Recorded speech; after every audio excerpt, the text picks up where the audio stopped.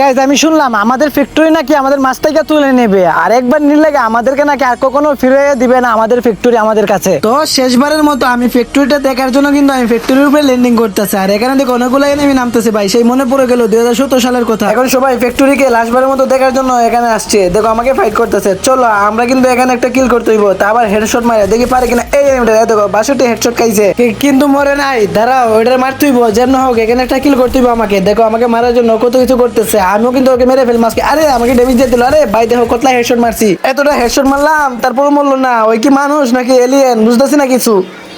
কিন্তু আমি ওদের মারতেইব। কই কই কই, সামনে সামনে। এই তো পাইছে লে বেটা ভাই, হেডশট দিয়ে মারছে কিন্তু ফাইনালি। আর অল্প ড্যামেজ খাইছে, বডি ড্যামেজ। আরে আরে উপর থেকে মারতেছে আমারে ভাই। এইটা এরকম ভাবে উপরে উঠছে, ওইটা মারতে হলে তো আমাকে উপরে যাইতে হইব। আর উপরে যাইতে হলে কিন্তু আমাকে মরতে হইব এনিমির হাতে। কিন্তু না, আমি এত সহজে মরবো না, কারণ এখান থেকে ভাগা লাগবো আমার। বুঝতে পারছি এখান থেকে আমার কোনো লাভ হবে না। আমি নিচে এসে পড়ছি, এখানে লুটটুট করি। নিচে যে এনিমিটাকে পারবো ওইটাকে মারবো। আই হাই রে, আমার লোকে ফাইট করতেছে, এনিমি এসে পড়ছে এখানে দুইটা। ওই তো পিছনে একটা সামনে একটা। এলো বেটা, আই হাই রে আমাকে উপরে ফাটাই দিছে।